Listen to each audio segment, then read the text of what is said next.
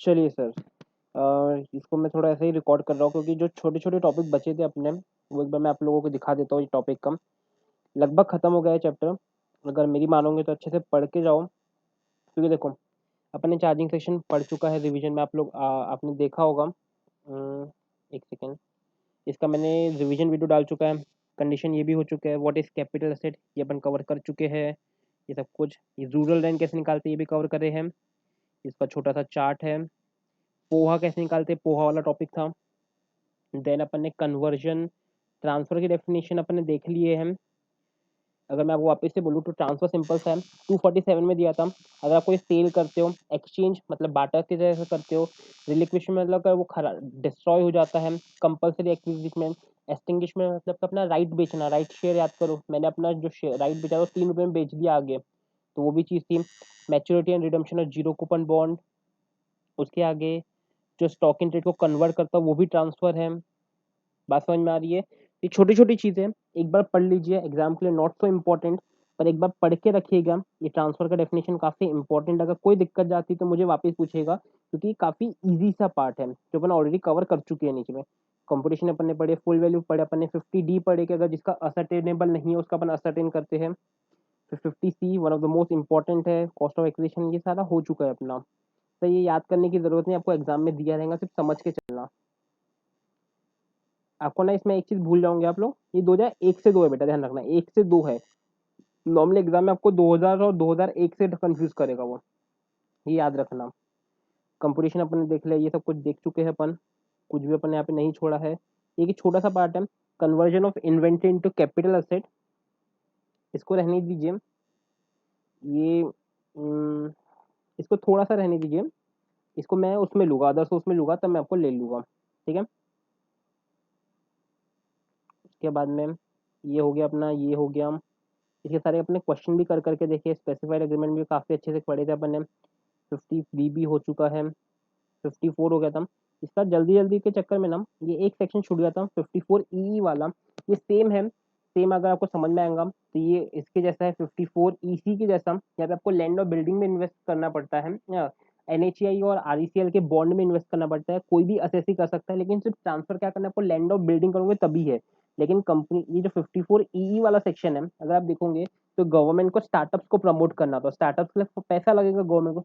तो गवर्नमेंट ने बोला कि कोई भी असेसी, कंपनी हो, एचयूएफ हो, कोई भी असेसी, अगर कोई भी असेसी कोई भी असेट अगर ट्रांसफर करता है, लॉन्ग टर्म रहना चाहिए। अगर 6 महीने के अंदर करता है, किस में करता है, स्पेसिफाइड असेट। और स्पेसिफाइड असेट कौन से है, unit of startup fund redeemable after 3 year, मतलब कि स्टार्टअप फंड के यूनिट्स में इन्वेस्ट करता है, 3 साल के बाद में रिडीम होगा, तो उसको ये इन्वेस्टमेंट की इसको डिडक्शन मिलेगा। बाकी सब कुछ सेम है जैसे अपन ने ईसी में देखे थे। और सर 54 एफ वाला अपन ने पढ़े थे कि अपन नॉर्मली ट्रांसफर से लेंगे, पर अगर आपको कंपनसेशन है कुछ केसेस में, जैसा अपने ऊपर पढ़े थे कि अगर इमूवेबल इंश्योरेंस कंपनी में अगर डिस्ट्रॉय हो जाता है, तो आपको ट्रांसफर से नहीं देखेंगे, जब इंश्योरेंस कंपनी से पैसा मिल जाएगा तब से देखेंगे। तो ये वही चीज़ है कि अगर वैसा है तो आपको ओरिजिनल ट्रांसफर से नहीं देखना है, जब आपको पैसा मिला था तब से देखना है, कंपलसरी एक्विजिशन के केस में। 54 एफ अपन काफी डिटेल में कर चुके हैं। तो सबसे इंपॉर्टेंट 47 वाला सेक्शन है सर, अगर आप देखोगे ना तो सब कुछ 47 वाला ही सेक्शन है। तो आखिरी के 3 पन्ने, इसको मैं होमवर्क दे रहा हूँ, हार्ड है, आई नो कि बहुत हार्ड है ये चीज, ये हार्ड है तो भी आप लोगों को पढ़ना है।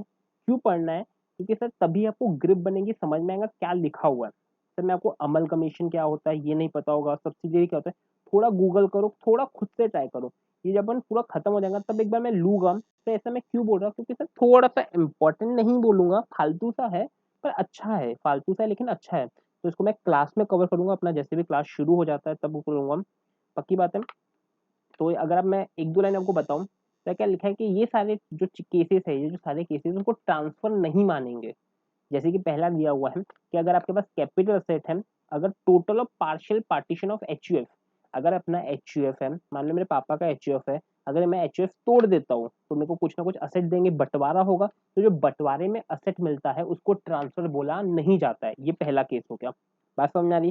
सेकंड क्या बोला जाता है, अगर आपको कोई गिफ्ट के अंदर दे रहा है या फिर इरिवोकेबल ट्रस्ट के अंदर, मतलब कि मेरे पास असेट था, मैंने अपने एक ट्रस्ट बना दिया, उसमें असेट दान में दे दिया, तो गिफ्ट हो गया, तो सर उसको भी मैं ट्रांसफर नहीं बोलूंगा, उसको भी मैं ट्रांसफर बोलने वाला नहीं हूँ।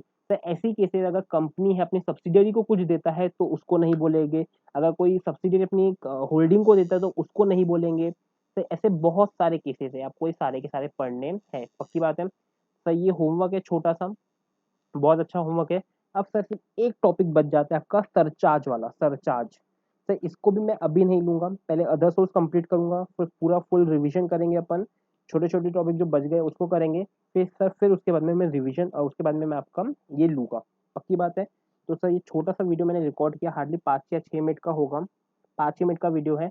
मैंने जानबूझ के रिकॉर्ड किया था, आपको पता चल सके अपना कितना क्या हो चुका है और कितना क्या बचा हुआ है।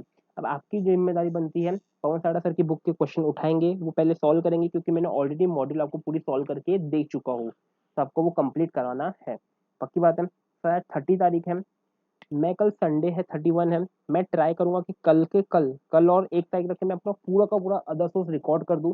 आप लोग अब थोड़ा सा अपन पीछे चल रहे हैं कोर्स में, सारे सब्जेक्ट में पीछे चल जाएगा मैं बोलूंगा तो। मेरे को शर्म नहीं आ रही कि बोलने में कि हम लोग ने पीछे रखा है। सर आपको भी पता है कंडीशन थोड़ी सी लॉकडाउन वाली है, ये मेरे को पता है कि अपन सारे ही सब्जेक्ट में अपना कोर्स पीछे चल रहा है, पर टेंशन मत लो, तुम पढ़ते रहो साथ में, अपन इतना तगड़ा करेंगे, इतना तगड़ी चीजें करेंगे कि आपको सच्ची लगेगा कि बाद में कि अपन को हर चीज आती है। बात समझ में आ रही है? आप लोग अपनी तरफ से बेस्ट दो, मैं अपनी तरफ से बेस्ट देता हूँ।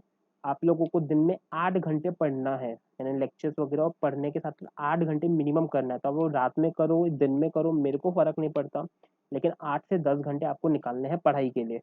बेटा मई आ चुका है, जून, जुलाई, अगस्त, सितंबर, अक्टूबर, नवंबर, 6 महीने बचे, 180 दिन, पर सब्जेक्ट 30 से 40 दिन। सर इतनी मेहनत करो, अगस्त तक के मैक्सिमम मैं कोर्स खत्म करा दूंगा। सर 8 दिन है, 8 दिन के बाद में आपका एफएम शुरू हो जाएगा। तो एफएम इतना तगड़ा पढ़ेंगे अपन लोग कि हर चीज हो जाएंगी।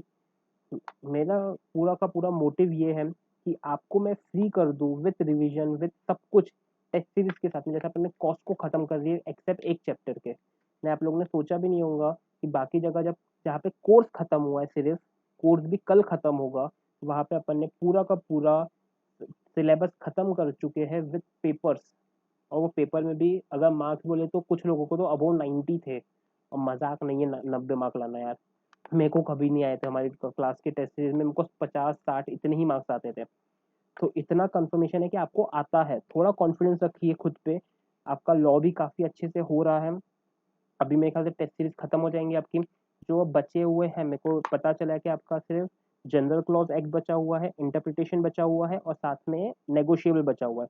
मैं इतना बोलूंगा कि जनरल क्लॉज और इंटरप्रिटेशन हार्डली 5 से 6 दिन का टॉपिक है, और वो भी बहुत छोटा सा टॉपिक है नेगोशिएबल, क्योंकि वो 8 10 घंटे में एक लेक्चर है मेरे पास में रखे हुए, मैं आपको दिखा दूंगा, वो आपको दे भी दूंगा, आप अगर देखना चाहो तो वो देख भी सकते हो, वो तुरंत के तुरंत खत्म भी हो जाएगा।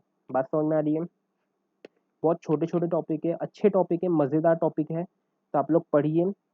एक बार ये खत्म हो जाता है लॉकडाउन, अपन देखते हैं, मेरे ख्याल से 10 15 दिन में अपन लोग शुरू कर पाएंगे क्लासेस, मुझे जो लगता है। तो देखते हैं अपन क्या क्या कर सकते हैं अपने लेवल पे, जो भी चीजें रहेंगी मेरे को लगता है कि अगले 15 दिन में अपनी क्लासेस शुरू हो सकती है, बाकी सर से पूछते हैं क्या होगा।